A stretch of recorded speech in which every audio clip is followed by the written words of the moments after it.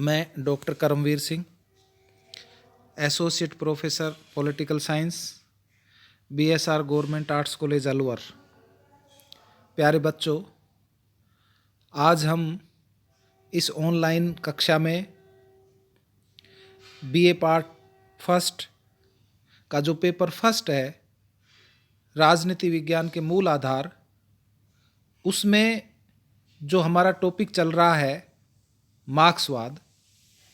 इस मार्क्सवाद में हमने आपको द्वंद्वात्मक भौतिकवाद का अर्थ, द्वंद्वात्मक भौतिकवाद की विशेषताएं,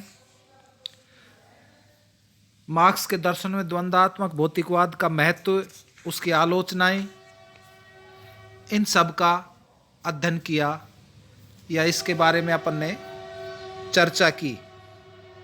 तो उसी मार्क्सवाद के सिद्धांत में आज हम इतिहास की भौतिकवादी व्याख्या का सिद्धांत जो है उसके बारे में चर्चा करेंगे। तो प्यारे बच्चों, कार्ल मार्क्स ने मानव इतिहास के गंभीर अध्ययन के बाद मानव समाज के विकास के कुछ नियम बताए हैं। तो मार्क्स की इतिहास की व्याख्या संबंधी जो विचार हैं, उन विचारों को मार्क्स का इतिहास दर्शन भी कहा जाता है। मार्क्स ने अपने इतिहास दर्शन में भौतिकवादी अथवा आर्थिक दृष्टिकोण को अपनाया है। अतः उसके इतिहास संबंधी विवरण को इतिहास की भौतिकवादी व्याख्या अथवा इतिहास की आर्थिक व्याख्या भी कहा जाता है। कार्ल मार्क्स का मत है कि अतीत में मनुष्य की सामाजिक अवस्थाओं का निर्धारण आर्थिक तत्व द्वारा किया जाता है और भविष्य की सामाजिक अवस्थाएं भी आर्थिक तत्व द्वारा ही निर्धारित होंगी। अतः मार्क्स के इतिहास संबंधी विवरण को आर्थिक नीतिवाद भी कहा जाता है। और मार्क्स के इतिहास दर्शन की आधारभूत मान्यता क्या है कि इतिहास में होने वाले परिवर्तनों के पीछे विश्वात्मा की चेतना जैसा कोई तत्व नहीं पाया जाता है और इतिहास में परिवर्तन का कार्य मानवीय चेतना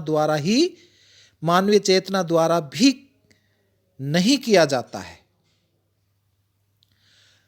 मार्क्स का मत है कि सृष्टि में विश्वात्मा की चेतना यानी कि ईश्वर का अस्तित्व ही नहीं है। अतः इतिहास परिवर्तन में उसकी भूमिका का प्रश्न ही नहीं उठता है। यद्यपि वह मानवीय चेतना के अस्तित्व को तो स्वीकार करता है, किंतु उसका मत यह है कि मानवीय चेतना स्वयं में कोई स्वतंत्र शक्ति या स्वतंत्र इच्छा नहीं है, अपितु सदैव मानवीय चेतना भौतिक परिस्थितियों के नियंत्रण में कार्य करती है। मानवीय चेतना संबंधी उसके विचारों का आधार क्या है? उसका द्वंद्वात्मक भौतिकवाद का सिद्धांत। और द्वंद्वात्मक भौतिकवाद के सिद्धांत के अनुसार सृष्टि का मूल तत्व क्या है? पदार्थ। और इस पदार्थ के विकास द्वारा ही सभी प्राणियों में चेतना उत्पन्न हुई है और इसी क्रम में स्वयं मानव चेतना भी पदार्थ से ही उत्पन्न हुई है। तो प्यारे बच्चों, मार्क्स का निष्कर्ष क्या है? कार्ल मार्क्स का निष्कर्ष यह है कि न केवल मानव चेतना पदार्थ से उत्पन्न हुई है, अपितु उसकी चेतना की अवस्था एवं क्रियाशीलता को भी पदार्थ की अवस्था यानी कि भौतिकवादी परिस्थितियां प्रभावित करती हैं। अतः मार्क्स कहता है कि मानव के सामाजिक अस्तित्व का निर्धारण मानव चेतना नहीं करती है, अपितु उनका सामाजिक अस्तित्व ही उनकी चेतना का निर्धारण करता है। मैं यहां आपको यह भी बात बता दूं कि मार्क्स ने भौतिक परिस्थितियों का अर्थ किसी समाज की आर्थिक परिस्थितियां बताया है। किसी समाज की आर्थिक परिस्थितियों का निर्धारण उस समाज में मौजूद उत्पादन की प्रणाली द्वारा होता है। अतः मार्क्स ने क्या बताया कि मार्क्स बताता है कि व्यवहार में आर्थिक परिस्थितियों का अर्थ उत्पादन की प्रणाली ही समझा जाना चाहिए। उसका मत है कि इतिहास में किसी युग की रचना को उत्पादन की प्रणाली ही तय करती है। किसी समाज में उत्पादन की जैसी प्रणाली होती है, वैसा ही उस समाज का सामाजिक, राजनीतिक व बौद्धिक जीवन भी होता है। तो मार्क्स इतिहास में परिवर्तन की दृष्टि से मानवीय चेतना की तुलना में आर्थिक परिस्थितियों की निर्णायक भूमिका को बताता है। इतिहास की भौतिकवादी अवधारणा इस सिद्धांत से प्रारंभ होती है कि उत्पादन तथा उसके विवरण, उसका जो वितरण है, जो उसकी वितरण की प्रणाली है, वो वितरण की प्रणाली ही किसी भी समाज का आधार होते हैं। तो इस अवधारणा के अनुसार सभी सामाजिक परिवर्तनों तथा राजनीतिक क्रांतियों के मूल कारणों को मानव चेतना में अथवा शाश्वत सत्य एवं न्याय में पैठते मानवीय विवेक में नहीं ढूंढा जा सकता, अपितु इस परिवर्तनों व क्रांतियों के मूल कारणों को उत्पादन व वितरण की प्रणालियों के बदलते स्वरूप में या रूपों में पाया जा सकता है। ये मूल कारण दर्शन में नहीं पाए जाते, अपितु संबंधित काल के अर्थशास्त्र में भी पाए जाते हैं।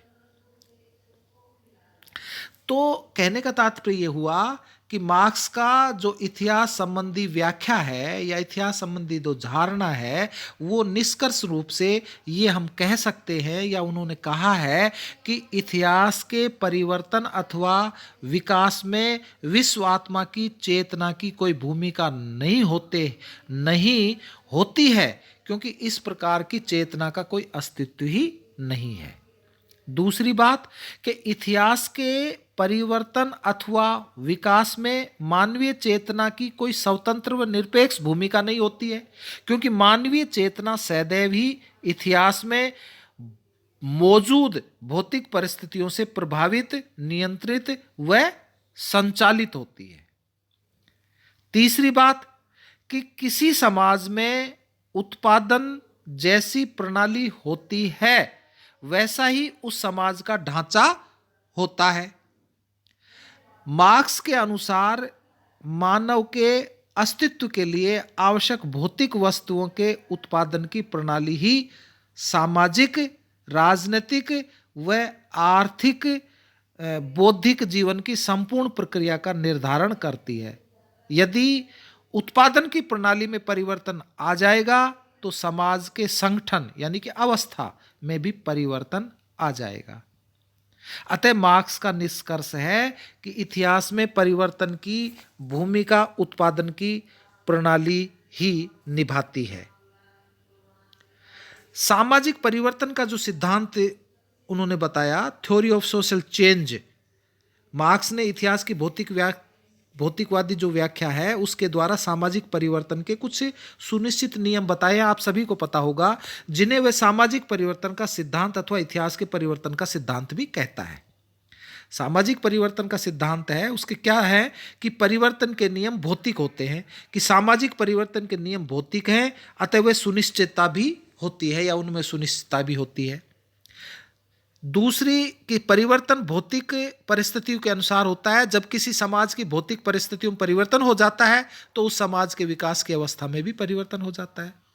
भौतिक परिस्थितियों का सुनिश्चित अर्थ है, मार्क्स ने बताया कि किसी समाज की भौतिक परिस्थितियों का अर्थ उस समाज में मौजूद उत्पादन के उपादान यानी कि उत्पादन की प्रणाली से है।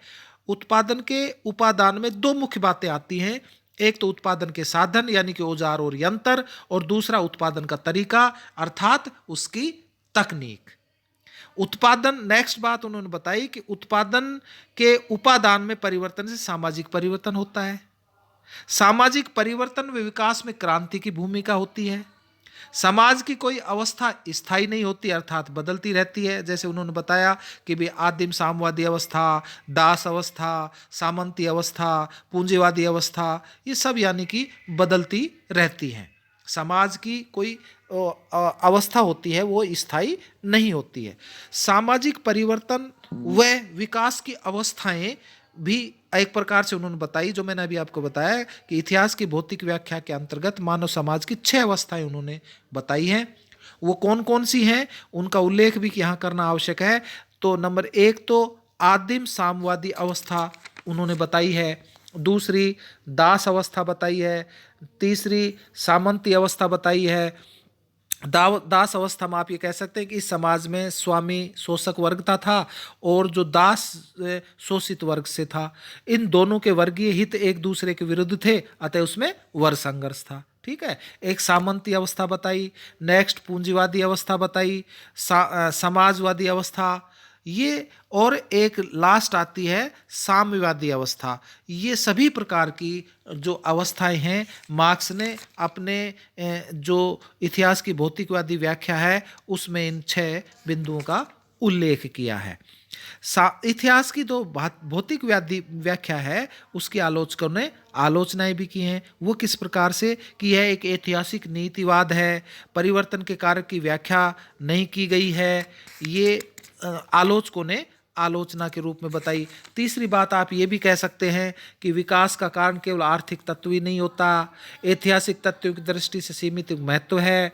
विकास में मानव चेतना की आधारभूत भूमिका होती है। इतिहास में संयोग के तत्व की उपेक्षा की गई है। इतिहास का पूर्ण व सूक्ष्म निर्धारण संभव नहीं है।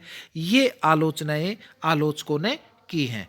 अब जो कल मैं आपकी ऑनलाइन कक्षा लूँगी उसमें कार्ल मार्क्स का जो वर्ग संघर्ष का सिद्धांत है इसके बारे में हम अध्ययन करेंगे। धन्यवाद।